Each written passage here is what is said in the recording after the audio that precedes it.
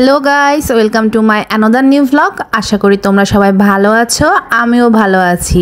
এই ভিডিওটা কিন্তু অনেক পুরাতন একটা ভিডিও। মেইনলি হচ্ছে এটা একটা সেলিব্রেশনের দিন ছিল, আমার আর মিতুলের রিলেশনের দিন। যখন 3 বছর হয় তখনকার এটা ব্লগ। তো রাত্রেবেলা আমরা কেক টেক কাটছিলাম, দেন পরের দিন একটু বের হয়েছিলাম। আমাকে মিতুল কিছু শপিংও করে দিয়েছিল।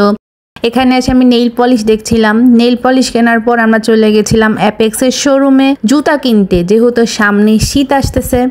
তো এখানে গিয়ে হচ্ছে জুতা চয়েস করতেছিলাম আমি। আর এই যে সামনেই যে আমি 2 নাম্বার শাড়ি থেকে যে জুতাটা তুললাম, সেটার যে ফ্রন্টে একদম যে জুতাটা আছে, এই জুতাটাই আমি কিনেছিলাম।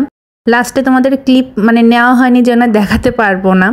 তো এখানে এসে মেইনলি হচ্ছে জুতোগুলো খুব ভালোই ছিল, বাট স্যান্ডেলও ছিল কিছু কিছু অনেক সুন্দর, বাট বড় সাইজ ছিল না, জন্য নিতে পারি নাই। দেন এখানে বসে আমি কিছু ব্যাগ দেখতেছিলাম। ওদের তো ব্যাগেরও কালেকশন আছে, অনেকগুলোই দেখলাম।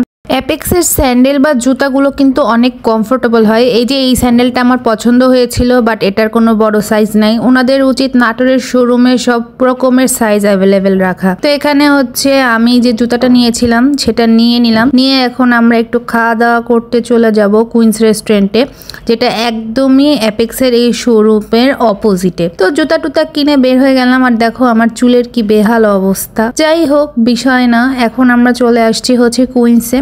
এখানে এসে ওয়েট করতেছিলাম, আর আমরা খাবারের জন্য অর্ডার করছিলাম একটা ওভেন বেকড পাস্তা। আর ওই দিন হচ্ছে ওদের রেগুলার মিট বক্সটা অ্যাভেলেবেল ছিল না, এটা মেবি ওদের স্পেশাল মিট বক্সটা ছিল। তো আমার খাবারগুলোর প্রাইস আসলে মনে নাই, যেহেতু অনেক আগের ভিডিও। তো এখানে হচ্ছে আমি মিট বক্সটা ওপেন করতেছিলাম। দেখো একদম লোডেড মিট বক্স ছিল, পুরো একদম মাশরুম দেখা যাচ্ছে। আর ওরা তো এক্সট্রা করে টমেটো সস আর মেয়োনিজ সার্ভ করেই।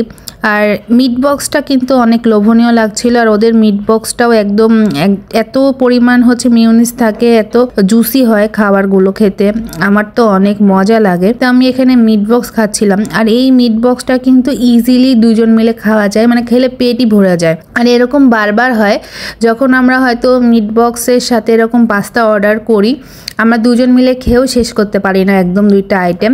বাসায় পার্সেল নিয়ে আসতেই হয়। এজন্য ঠিক করছি এখন থেকে গেলে যদি মিট বক্স অর্ডার করি, তাহলে সেদিনকে আর অন্য কোনো খাবার অর্ডার করব না। আর ওদের পাস্তাটাও কিন্তু অনেক চিজ। দেখো ওভেন বেকড পাস্তাটা উপর দিয়ে একদম চিজের একটা মোটা লেয়ার থাকে।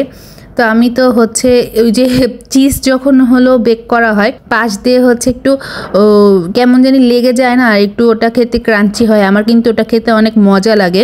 আমি ওটার সাথে মেয়োনিজ অ্যাড করে নিয়ে খাই। আর দেখো চিজের কত বড় লেয়ার, কত উপরে উঠে গেছে।